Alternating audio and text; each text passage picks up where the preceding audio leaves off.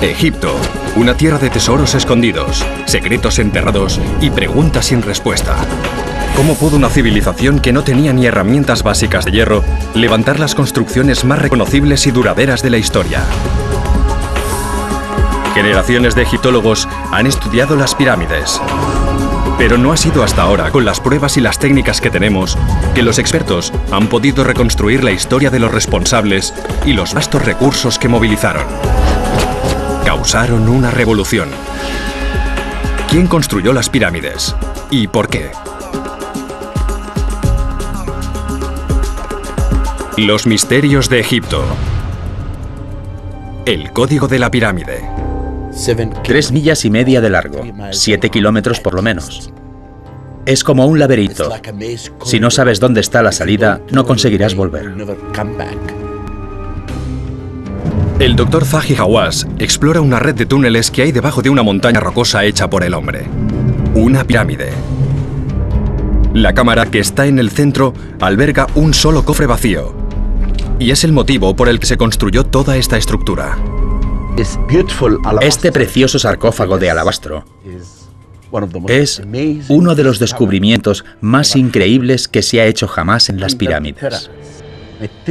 Nos dice cosas sobre las creencias religiosas de los antiguos egipcios desde hace 5.000 años. Se construía una pirámide para albergar el cuerpo de un rey o una reina. Pero era más que una tumba o un monumento. Los faraones creían que las pirámides tenían una función práctica. Tras la muerte, les transportaría hasta el más allá. En egipcio antiguo, la palabra para pirámide derivaba de ascender, así que hay una relación directa entre la forma de la pirámide y la ascensión del rey al reino celestial. En Egipto hay cerca de 80 pirámides. Aunque la civilización egipcia duró más de 3.000 años, la mayoría de las pirámides se construyeron durante una era dorada de poco más de un siglo. La más grande es la Gran Pirámide de Khufu, la única de las 7 maravillas del mundo antiguo que aún se tiene en pie. Se construyó con casi 6 millones de toneladas de rocas cortadas, grabadas y trasladadas a mano. Durante más de 3.000 años, fue la construcción más alta de la Tierra. La pirámide de Khufu se encuentra en el límite de la ciudad de El Cairo. Flanqueada por las pirámides más pequeñas que construyeron sus descendientes, es la clásica imagen de Egipto. Cuando miras las pirámides, te quedas con la boca abierta. No has visto nada parecido en la vida y creo que eso se suma al misticismo, al aura, al misterio de las pirámides a la hora de intentar explicar por qué existen. Esta es la cuestión que más intriga a los egiptólogos. Esta civilización no tenía tecnología de ingeniería moderna. ¿Cómo se les ocurrió construir a esta escala?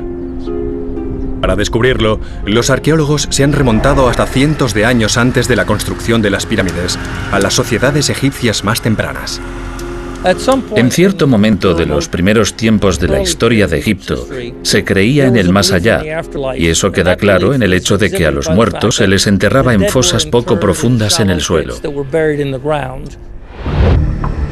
Esas primeras tumbas estaban cubiertas de pilas de rocas y arena, quizá para proteger los cuerpos de los carroñeros. Con el tiempo, esos montículos funerarios adquirieron un simbolismo religioso en la historia de la creación egipcia.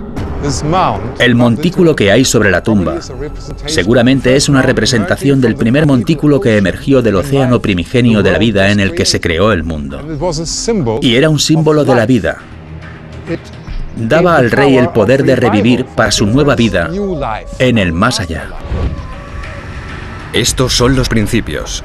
Las primeras estructuras de Egipto erigidas sobre una tumba para asegurar el renacimiento de los muertos. Pero, ¿cómo se acabaron convirtiendo pequeños montículos de arena en enormes pirámides de piedra? Empezaron con mucha sencillez y los adornaron con monumentos cada vez más sofisticados. Era un hoyo en el suelo, primero cubierto por un montículo que se acabó convirtiendo en una mastaba. El montículo pasó a ser una edificación, la mastaba. En lugar de montes de tierra, se colocaban ladrillos de adobe para hacer muros inclinados hacia afuera, coronados por un techo plano. El profesor Günter Dreyer ha dedicado años a la investigación de estas construcciones. Cree que estas primeras edificaciones se construyeron para permitir al ocupante de la tumba recoger suficientes posesiones para su viaje al más allá. En el más allá necesitarán todo lo que tenían en la tierra. Para empezar, claro está, comida. También herramientas, armas, joyas, de todo. Una mastaba era en parte una tumba, en parte un palacio y en parte un almacén. El adobe era el único material de construcción disponible. Los ladrillos de adobe se colocan de una forma determinada, rectos, así, con los extremos hacia afuera y de lado. Y estas capas alternas de ladrillos se suelen combinar para conseguir más estabilidad y evitar grietas. Con el tiempo, los constructores de tumbas se fueron sofisticando en cuanto al uso del adobe. En Abidos, a unos 480 kilómetros al sur de la Gran Pirámide, el profesor Dreyer ha excavado la tumba del faraón Kashiki-Mui. La han vuelto a cubrir de arena para protegerla, pero cuando la descubrieron, el profesor Dreyer encontró algo poco usual. Esta tumba se construyó con adobe, pero es extraño que alrededor de la cámara funeraria todos los muros estaban comprimidos hasta la mitad de su altura original, pero eran mucho más gruesos. Hemos llegado a la conclusión de que hubo un peso extra sobre estas cámaras centrales. El profesor Dreyer cree que los muros del centro de la tumba quedaron aplastados por el peso de una superestructura revestida de piedra. ¿Son las primeras señales de una pirámide emergente? Los expertos saben que hubo un gran cambio en la construcción de pirámides alrededor de 20 años después, en el 2630 a.C., cuando el faraón Zoser empezó a construir su tumba. Si nos fijamos en el desarrollo de las tumbas reales, avanza paso a paso, pero siempre son más grandes, más elaboradas. Pero yo creo que con Zoser será uno de los pasos más decisivos. Zoser empezó su tumba como una gran mastaba, similar a las construidas por sus predecesores. Zoser decidió construir un gran muro a su alrededor. El muro tapaba la vista del montículo, y a su arquitecto se le ocurrió una solución muy fácil para que se volviera a ver. Puso otro montículo encima, otra mastaba encima de esa, y así creó la mastaba escalonada o pirámide escalonada, con 6 escalones y de más de 60 metros de altura. La pirámide escalonada ocupa un lugar importante no solo en la historia de Egipto, sino también en la historia de la arquitectura.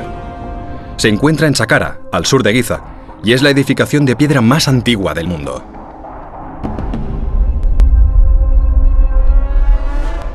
El hecho de que aún siga en pie subraya la clara ventaja de la piedra ante el adobe. La eternidad es un periodo muy largo, mucho, no termina nunca. El adobe no dura para siempre, y la piedra es un material más duradero. La piedra ofrecía a los egipcios algo impagable: la eternidad. Los egipcios hacían todo lo que podían para asegurarse de que sus tumbas eran monumentos que durarían para siempre.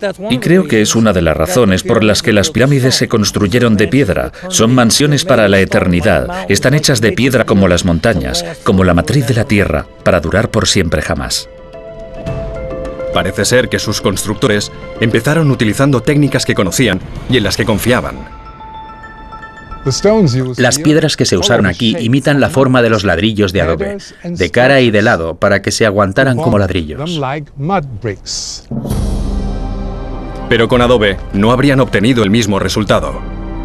La pirámide escalonada de Zoser mide casi 60 metros, y esa no es la única innovación.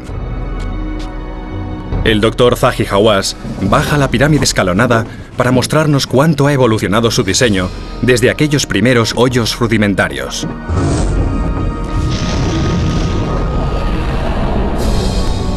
Aquí hay casi 5 kilómetros de túneles. Cámaras construidas bajo miles de toneladas de piedra para albergar a Zoser, a su familia y sus posesiones con todo esplendor. Esta cámara funeraria es como un milagro arquitectónico. La pirámide escalonada, la primera pirámide de piedra del planeta. Y los arqueólogos saben quién es el responsable de esta revolución arquitectónica.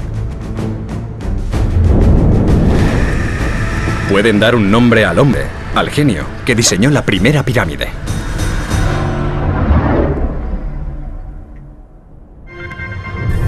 Hay muchas cosas a destacar de las pirámides de Egipto. Su tamaño, su antigüedad, que aún se tengan en pie. E igualmente destacable es que sepamos quién construyó la primera pirámide de todas para el faraón Djoser. Cuando hablamos de las grandes innovaciones de la historia, pensamos en la rueda, en la invención del fuego, pero no sabemos quién hizo esos descubrimientos. En cambio, tenemos un nombre al que atribuir la arquitectura con piedra. El doctor Robert Bianchi, experto en el arte del antiguo Egipto, cree que los restos de una estatua del faraón Djoser revelan el nombre de ese arquitecto. Esta base de estatua se descubrió cerca de los muros del recinto de la pirámide de Djoser en 1926. Es importante por varias razones. En primer lugar, se ha conservado el nombre de Djoser, uno de sus nombres, aquí, a mano izquierda. Si leemos la inscripción de la estatua, nos damos cuenta de algo extraordinario, casi único en la historia del arte egipcio.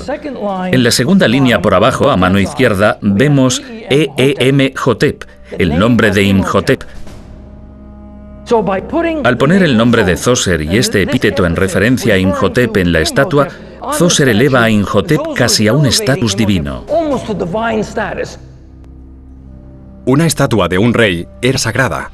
Se consideraba una extensión de su cuerpo. Así que el hecho de que el nombre de este mortal apareciera en la estatua de Djoser es algo extraordinario. Y tenemos que preguntarnos por qué lo haría. Y la respuesta puede estar en la serie de títulos que se atribuyen a Imhotep a mano izquierda. Es el carpintero, el escultor y el diseñador de los jarrones de piedra. Aquí nos dan los títulos artísticos de este hombre, y eso nos lleva a creer que fue el arquitecto de la Gran Pirámide escalonada, que fue el primer monumento de piedra de la historia del mundo. Imhotep, el nombre del hombre que construyó la primera pirámide de la historia. Fue el primero que cambió la arquitectura en el mundo, en el planeta. Pasó del adobe a la piedra caliza. Fue el primero en construir un techo. El primer pilar de piedra caliza.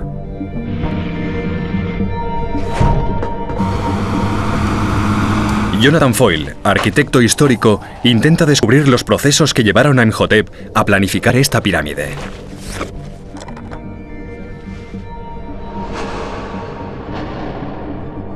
Quiero entender qué lógica le llevó a convertir una mastaba plana en una gran pirámide escalonada, terminada en punta, que implica unos arcos claramente reconocibles que el mundo no había visto nunca.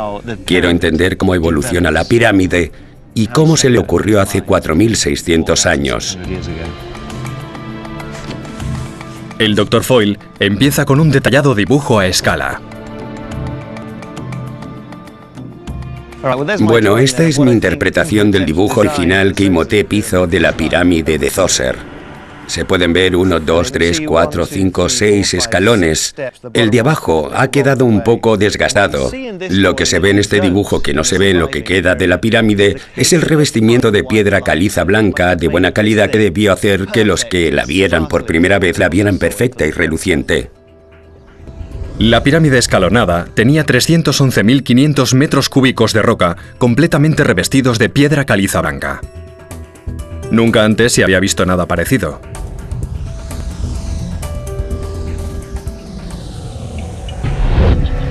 Y queda claro que generaciones de egipcios reconocieron los logros de Imhotep. Reverenciaban su nombre. Con el tiempo, incluso le convirtieron en un dios. Otro honor normalmente reservado a los reyes. En la era moderna, los arqueólogos empezaron a especular sobre la tumba del propio Imhotep. ¿Qué clase de tumba se construiría un maestro constructor de tumbas? Muchos arqueólogos han dedicado su vida a buscar su tumba y nunca se ha encontrado. Yo llevo 20 años excavando aquí y veo que es el sueño de todos. Todo el mundo busca a Imhotep. Se dice que la tumba de Imhotep podría rivalizar con la tumba de Tutankamón. De momento no se ha encontrado nada, pero muchos están convencidos de que saben dónde buscar. Creo que la tumba de Imhotep debe de estar cerca de la pirámide escalonada, quizá hacia el suroeste, pero habría que encontrarla para saberlo. Tarde o temprano creo que algún arqueólogo, con suerte, la encontrará. Campbell Price busca cerca de la pirámide escalonada con la esperanza de ser ese arqueólogo con suerte. Trabaja en el proyecto de inspección geofísica de Saqqara. Llevan 17 años trazando un plano de la zona. Gran parte de los trabajos realizados en el último siglo han intentado encontrar la tumba del primer arquitecto, el constructor de la pirámide escalonada Imhotep. Si consiguiéramos localizar su tumba, sería un gran descubrimiento. Si hablamos de fama, Imhotep fue muchísimo más famoso que Tutankamón después de su muerte, así que encontrar la tumba de Imhotep sería un momento decisivo en la historia de la cultura egipcia. Campbell Price se sirve de un aparato llamado gradiómetro magnético. Registra cambios mínimos en el campo magnético del suelo y le permite identificar distintos materiales y estructuras bajo la superficie.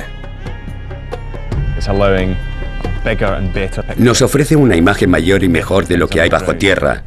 En esencia, es un mapa subterráneo y eso implica que las excavaciones que resultan muy destructivas para la naturaleza se puedan reducir y centrar donde interesa, así que podemos ver con más claridad cómo era el paisaje en tiempos de los faraones.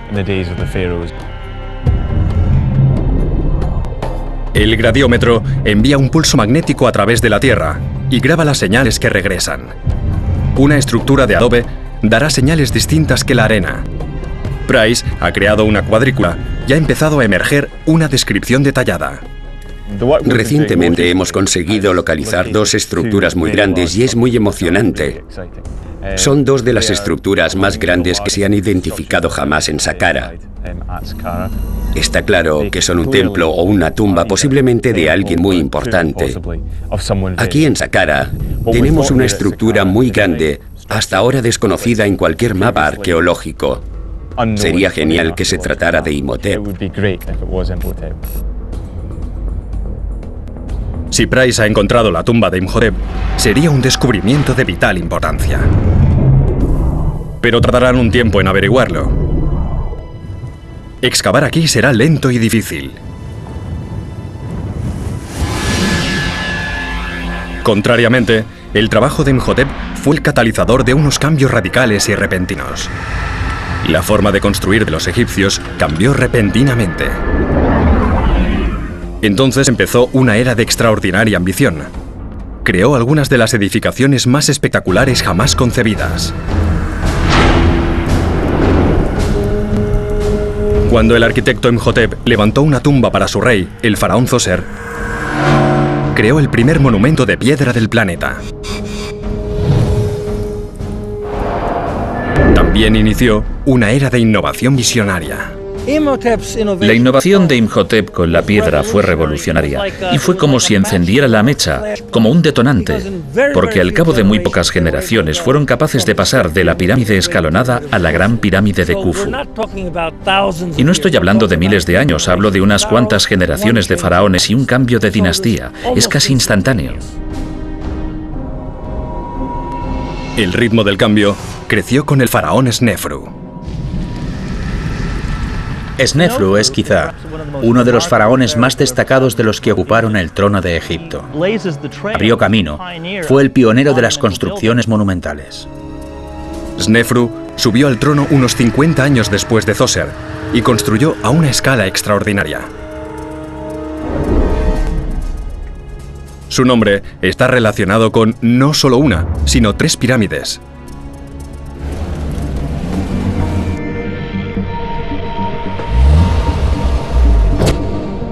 El arquitecto histórico Jonathan Foyle está estudiando los 3 diseños tan distintos que tienen. Se cree que la primera que levantó está en Meidum.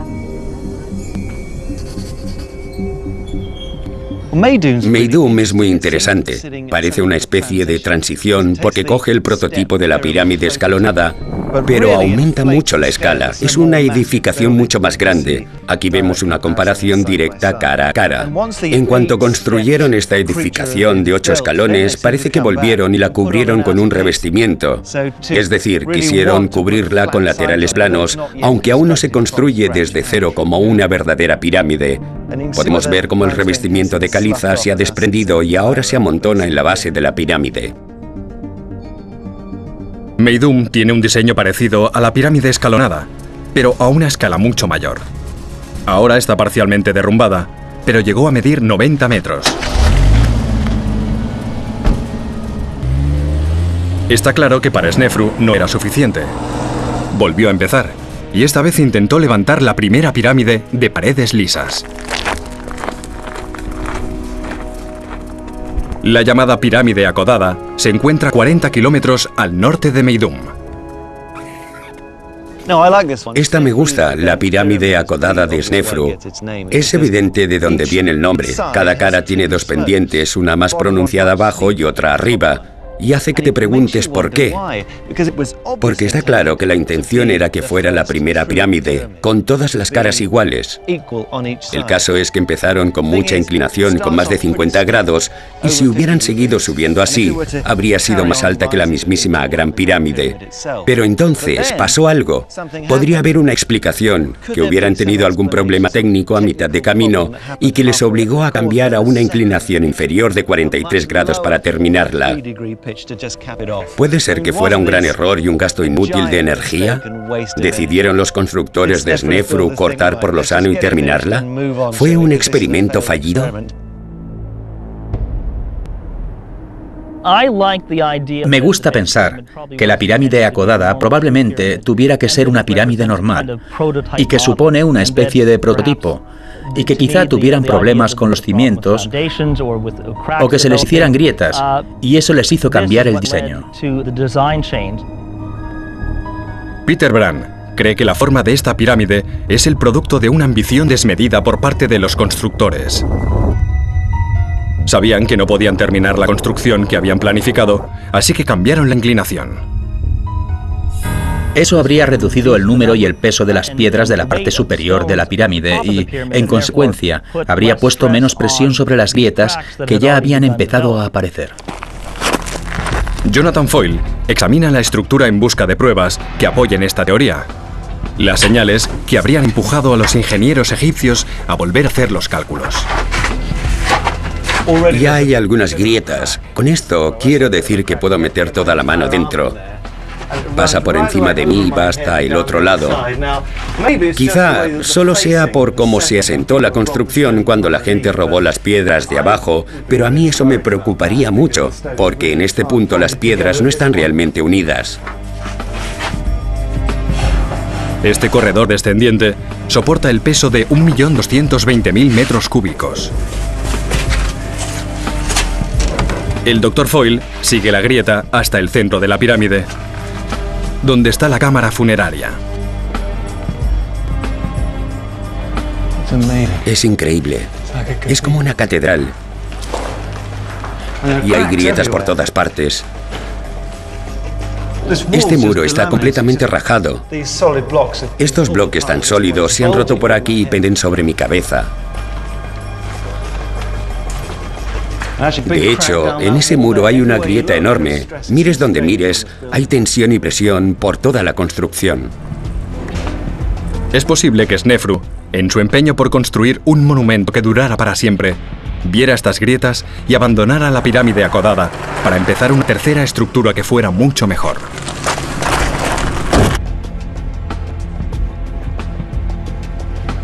Bueno, después de los errores cometidos en la pirámide acodada con sus caras inclinadas y sus fallos de estructura, Snefru culmina sus experimentos con la pirámide norte o roja. Tiene una base sólida, caras con una inclinación regular y un buen trabajo de albañilería, todo muy sólido. Aparentemente es una pirámide perfecta. Y es enorme. Esta es la escala que tiene. Y si la comparamos con la del prototipo de pirámide escalonada de tan solo un par de generaciones antes, es algo completamente distinto. Ha cambiado por completo. Esta pirámide es producto de lo que Snefru aprendió en Meidum con la pirámide acodada. La primera pirámide auténtica. Sus caras lisas y relucientes imitarían los rayos del sol y llevarían al faraón a los cielos tras su muerte. Después de 2 intentos, Snefru había dado con el diseño de la pirámide perfecta. Se convertiría en el modelo para las docenas de pirámides que se construyeron después. Pero hay quien no está de acuerdo con este razonamiento. El arqueólogo Basil Dobrev no tiene claro que la pirámide acodada fuera un error dejado a medias. La teoría tradicional no me convence. El problema es muy sencillo. La pirámide acodada, que se considera un antiguo monumento abandonado, es de hecho la pirámide mejor conservada de Egipto. Casi todo el revestimiento exterior sigue intacto. Parece que la terminaron.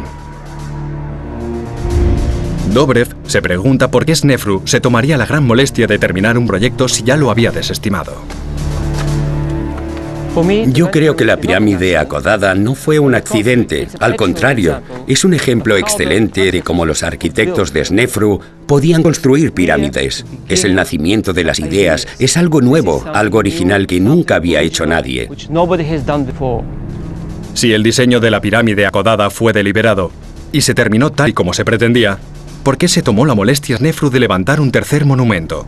Puede que la respuesta nos la dé a entender para qué servía una pirámide. Hay una teoría que dice que la pirámide es una réplica del montículo de la creación, el Benben o colina de la creación, que surgió el día que los rayos del sol llegaron al abismo acuoso y empezó la creación. El Benben es la primera tierra que surgió del océano en la historia egipcia del nacimiento del mundo. Dobrev cree que la forma de la pirámide acodada lo representa. Es la conexión con la creación que haría renacer al rey. Probablemente Snefru erigió este monumento copiando esta idea. Quiso hacer un monumento basado en el Benben. Pero la teoría de Dobrev también explica por qué Snefru construyó más de una pirámide. Quería llegar hasta el cielo. Cuando llegara al cielo necesitaría volver a bajar y para eso necesitaría otro monumento que sería la pirámide auténtica. La pirámide roja tiene las caras lisas e inclinadas que simbolizan los rayos del sol que devuelven al rey a la tierra. Aquí tenemos un par de pirámides que trabajan juntas. Los 2 monumentos crean una especie de círculo, un círculo perpetuo de resurrección y renacimiento. Los logros de Snefru son incuestionables. No solo fue el creador de la primera pirámide auténtica, sino que mientras lo hacía, levantó 3 monumentos colosales. Los 3 juntos suman 3.570.000 metros cúbicos de piedra.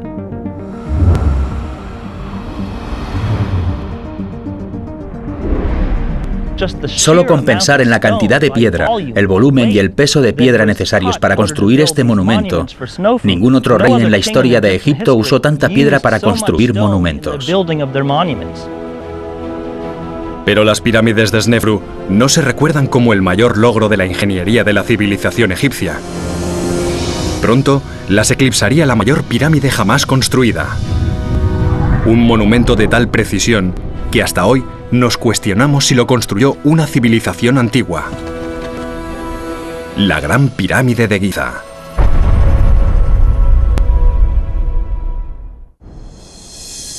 $60 años después de la construcción de la primera pirámide, el faraón Snefru había perfeccionado el diseño que tan bien conocemos. Sus pirámides son, en esencia, los prototipos, los modelos experimentales que permitieron a Khufu construir esta pirámide tan perfecta a la primera, desde el principio. Khufu era el hijo de Snefru. Debió de ser testigo de la construcción de los mayores monumentos que el mundo había visto hasta entonces. Su padre le dejó un legado impagable: el interés por las grandes construcciones y la gente que lo haría posible. Hacia el final del reinado de Snefru había un plantel de trabajadores muy preparados. Y se dice que cuando Khufu subió al trono tras la muerte de su padre, contrató los servicios de esos trabajadores para empezar la construcción de la Gran Pirámide. Igual que Djoser había empleado a su arquitecto Imhotep en la creación de la pirámide escalonada, Khufu contrató a un hombre llamado Gemiunu. Se convertiría en el hombre más importante de Egipto después del rey. Cuando Khufu subió al trono, tuvo que escoger entre vivir a la sombra de su padre o hacer algo aún más espectacular. Yo creo que contrató los servicios de Gemiunu, que contaba entre sus títulos con el de supervisor de todas las obras reales. Djoser había superado a sus ancestros, hasta que a su vez fue superado por Snefru. Ahora Khufu y Gemiunu tomaron el relevo de la innovación. Imagino a Khufu y a Gemiunu manteniendo una conversación sobre cómo construir un monumento que superara en todos los sentidos las 3 pirámides de Snefru. El resultado de esa colaboración es el clímax de la era de las pirámides, la Gran Pirámide, que es una de las 7 maravillas del mundo antiguo. Y por esa razón debemos establecer una relación entre Imhotep y Gemiunu. Ambos son piezas de la cadena. Uno es el hombre que inició la arquitectura con piedras. Y el otro, Gemiunu, es, en mi opinión, el responsable de la culminación de la arquitectura con piedras a una escala jamás repetida en ningún lugar del mundo.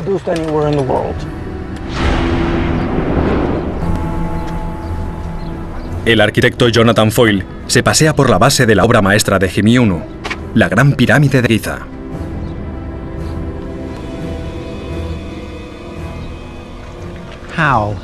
¿Cómo? Es la primera pregunta que nos viene a la mente. No ves claramente la escala hasta que llegas. Las estadísticas son demenciales. Aquí hay más de 2.800.000 metros cúbicos de piedra y se construyó en menos de 30 años. Eso significa que con una media de 10 horas de trabajo al día, tenían que colocar una piedra en su sitio cada 2 o 3 minutos. Puesto que las piedras pesan entre 2 y 2,5 toneladas, es un logro de ingeniería absolutamente apabullante. Los estudios han revelado que las dimensiones de esta pirámide son increíblemente precisas. Se allanó el terreno con tanto cuidado que la altura de la base varía solo unos pocos centímetros. Los extremos este y oeste están alineados una 20ª parte de grado para que indiquen el norte. Y todo eso lo consiguieron con las herramientas más rudimentarias. Parece ridículo que los albores de la albañilería encontremos una perfección aparente que se conseguía casi de inmediato. A pesar de tanta precisión, ciertos detalles nos recuerdan que se construyó a mano. Cuando miramos bajo la piel, todo el revestimiento, las perfectas caras blancas han desaparecido y lo que vemos es la piedra que había debajo. Aquí vemos la parte humana. Aquí trabajaron personas de verdad. Bajo la perfección, hay unos bloques tallados muy vastamente que son muy irregulares.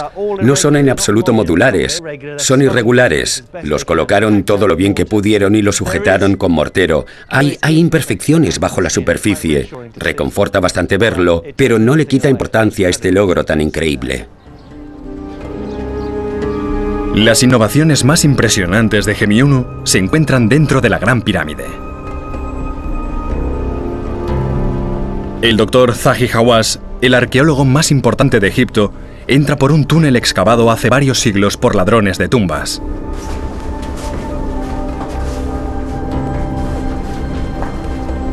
El túnel llega al estrecho pasaje por el que entró el cuerpo de Khufu en su procesión funeraria.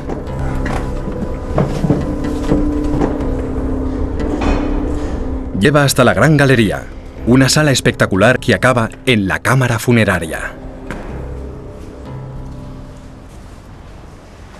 Esta cámara funeraria, tan increíble, está toda hecha de granito. Khufu fue enterrado aquí. en este sarcófago y a su alrededor tenía todo lo que necesitaría en el más allá. Los bloques de granito macizo que rodean la cámara están tan perfectamente tallados y colocados que ni siquiera 4.500 años después cabe un alfiler entre bloque y bloque. Aquí el granito es como una línea defensiva. Incluso cuando los faraones estaban vivos, se saqueaban estas tumbas, y la prueba nos la da Eteferes, la madre de Khufu.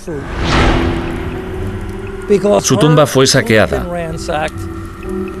Incluso alguien tan poderoso como Khufu fue desafiado por un grupo de ladrones que robó la tumba de su propia madre. Ese saqueo dejó a Egipto de piedra, a todo el reino de Khufu, y el resultado fue que utilizaron grandes cantidades de granito para proteger la tumba del rey. En la tumba de Khufu se sellaron con granito una serie de túneles que llevaban hasta la sagrada cámara funeraria de la pirámide.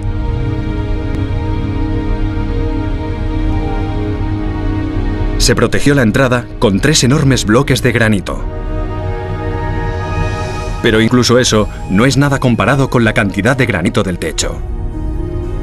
Aquí tenemos otra innovación, la primera vez que alguien hace algo de tanta envergadura en piedra. Gemiuno tenía que encontrar la forma de proteger el techo del peso que soportaba. Más de 90 metros de pirámide maciza. Para estudiar esta gran innovación arquitectónica, el Dr. Hawass sube hasta un punto que raramente se visita. Ahora veremos algo que muy poca gente ha visto.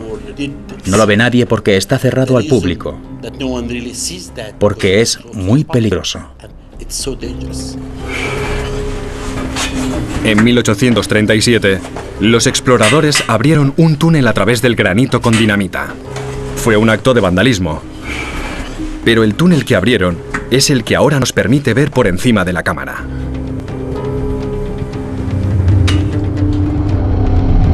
Encontraron 5 espacios vacíos encima de la tumba real para que amortiguaran el montón de piedra que tenían encima.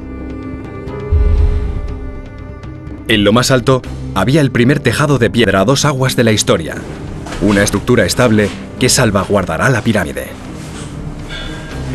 Si hay un terremoto, la pirámide no se caerá. Aquí, varios exploradores han dejado su nombre, pero sus garabatos tapan firmas aún más antiguas, de hace 4.500 años, dejadas por las que seguramente sean las únicas personas que merecen tener aquí su firma. Este es el nombre de uno de los grupos que construyeron la pirámide, los Sen-su-Khufu, los seguidores de Khufu. Este es el rojo que introdujo Khufu y que los trabajadores utilizaron para pintar la pirámide con grafitis. Estamos seguros de que son de los obreros que construyeron la pirámide. Los primeros historiadores creyeron que la pirámide debieron de construirla cientos de miles de personas, un vasto ejército de esclavos anónimos. Pero actualmente, los arqueólogos están revisando esa teoría. El Dr. Zahi Hawass está estudiando unas pruebas que arrojan nueva luz sobre la vida de esos constructores. En las excavaciones, en un cementerio que se encuentra a la sombra de la Gran Pirámide, se han hecho unos hallazgos muy reveladores. En el cementerio están enterrados los obreros que murieron durante la construcción de la pirámide. Ahora, por primera vez, podemos entender la vida de los obreros que construyeron la pirámide. Los obreros usaron sus conocimientos para construirse tumbas para ellos mismos. Recogían pedazos de piedra caliza sobrante de la construcción de la pirámide, granito, basalto, para construirse las tumbas. La elaborada decoración de las tumbas sugiere que estas eran para obreros importantes. El detalle de las inscripciones, el trabajo realizado en ellas. Vemos títulos como el de supervisor de los artesanos, supervisor de los dibujantes, supervisor del puerto. Todos ellos son títulos únicos. Este hombre, por ejemplo, estaba al cargo de la panadería, donde hacían pan. También hay una referencia a los que hacían cerveza. Hay pruebas de que esta gente comía carne. Con toda esta información, se puede decir que estos obreros estaban bien cuidados. Se cree que en el cementerio hay miles de obreros enterrados.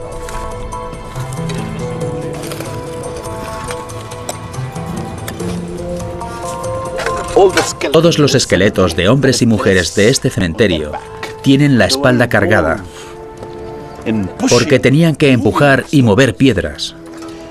Y hemos encontrado muchas cosas interesantes.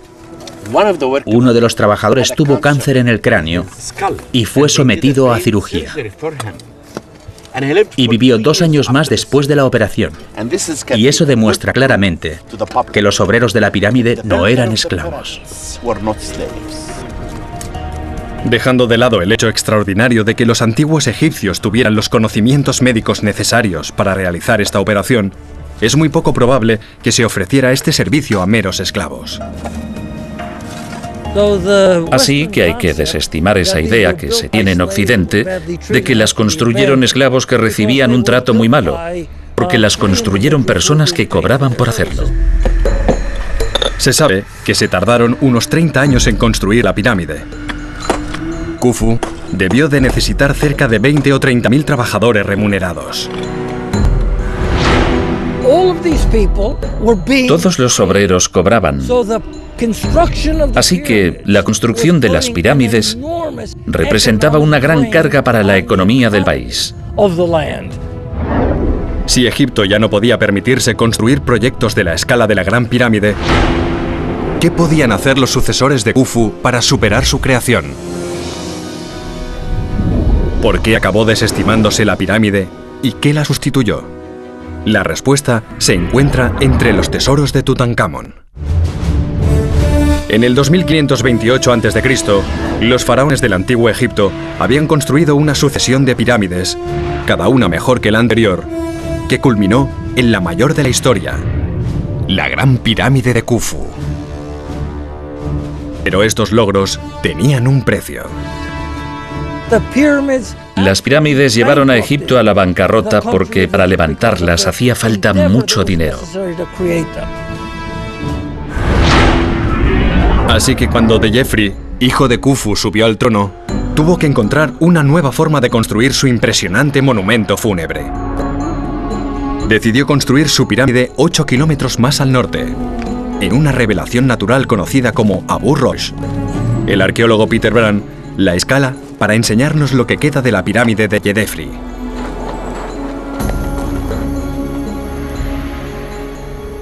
Aquí en la meseta de Abu Ruash podemos ver por qué Djefri escogió este sitio tan espectacular para levantar su pirámide. Domina por completo todo lo que la rodea. A lo lejos podemos ver Giza, donde su padre Khufu construyó su gran pirámide, y a pesar de que la pirámide de Khufu es más alta que la de Djefri, como él la levantó sobre la meseta de Abu Ruash, su pirámide era más alta que la de su padre. Y si nos fijamos, en esta enorme fosa de la ladera de la montaña, vemos el corazón de la pirámide. Puesto que la pirámide está completamente en ruinas, los arqueólogos tienen la oportunidad única de investigar el centro de la estructura. Estamos bajando por este pasillo que lleva a la cámara funeraria de Djefri. Ahora parece una escalera gigantesca al aire libre. En la antigüedad, habríamos tenido un túnel estrecho y oscuro por el centro y todo el resto estaría lleno de toneladas de construcción y la enorme pirámide de Djefri encima. Puesto que gran parte de la pirámide venía de la misma montaña, Djefri podía dedicar sus recursos a un revestimiento de caro granito rosado y complementarlo con la mejor piedra caliza blanca. Lo que pasó es que sabía que su pirámide no iba a ser tan grande como la de su padre Khufu, pero iba a ser preciosa con todo ese granito. La reluciente pirámide de Djefri fue un punto de inflexión en el diseño de pirámides. Era más pequeña, pero más espectacular, e incluso parecía más alta que las de sus predecesores. Hay quien la considera la mejor pirámide de todas. Los faraones que construyeron grandes pirámides, Snefru, Khufu y sus hijos, consumieron los recursos de Egipto a gran velocidad. Esto podría ser una razón para que sus descendientes no intentaran superar sus logros. En cambio, las generaciones que le siguieron intentaron alcanzar la inmortalidad de otra manera. La doctora Melinda Hardwick se ha especializado en el arte funerario del antiguo Egipto. Está en la pirámide del rey Unus, que reinó unos 200 años después de Khufu. Lo importante ya no es el tamaño. La construcción de pirámides suponía un esfuerzo tremendo. Hacían falta muchos recursos, una gran cantidad de mano de obra y gran capacidad de administración. Bien, y cuando llegamos a la quinta y sexta dinastías, las pirámides ya son más pequeñas, tienen un tamaño de 1/3 del de las anteriores. Ahora lo importante parece ser el diseño del interior. La decoración de los muros muestra una serie de hechizos y oraciones para ayudar al rey a llegar al más allá. El texto que hay en este muro tiene que ver con el ritual de resurrección de Unas. Antes, la pirámide se bastaba para ayudar al rey en su resurrección, en su camino hacia el más allá. Pero ahora, en la quinta y sexta dinastías, la pirámide es más pequeña y se da mucha más importancia a estos textos y la protección que ofrecen al rey para que pueda llevar a cabo su ascensión. Lo que ningún hechizo podía evitar era la amenaza de los ladrones de tumbas. Parece ser que eran muy persistentes, nada podía detenerles. La única respuesta lógica era esconder las tumbas para que no las encontraran. Las pirámides eran como balizas para los ladrones, y eso hace que en el Imperio Nuevo los reyes decidan enterrarse en el Valle de los Reyes. En el solitario Valle de los Reyes, las tumbas quedaban escondidas tras grandes acantilados. El pico de una montaña domina el valle, crea una pirámide natural y nos recuerda a los sencillos montículos sagrados bajo los que los primeros egipcios enterraban a sus muertos. El emplazamiento de las tumbas se mantenía en secreto. Esa es una de las razones por las que la tumba de Tutankamón, por ejemplo, permaneció oculta tanto tiempo, porque se hizo en el Valle de los Reyes, y sus arquitectos y diseñadores se tomaron la molestia de camuflarla, de manera que parecía un simple paisaje desértico. Las pirámides eran saqueadas, y los faraones dejaron de construirlas, pero siguen en pie. Atraen a unos 10 millones de personas a Egipto cada año. Las pirámides han dejado un impacto duradero, por lo menos en la civilización occidental.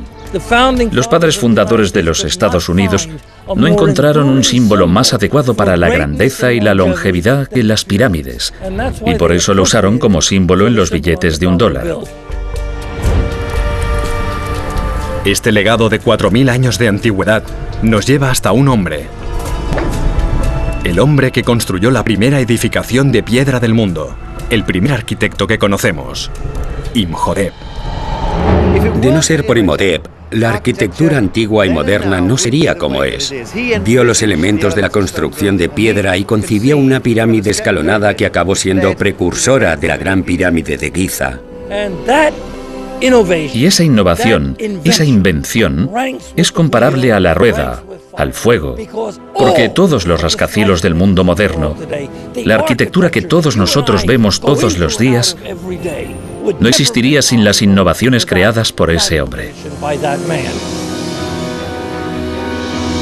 Imhotep fue un hombre con una visión y una ambición sobrecogedoras, pero ¿podía saber que iba a dejar una marca tan imborrable en el mundo moderno?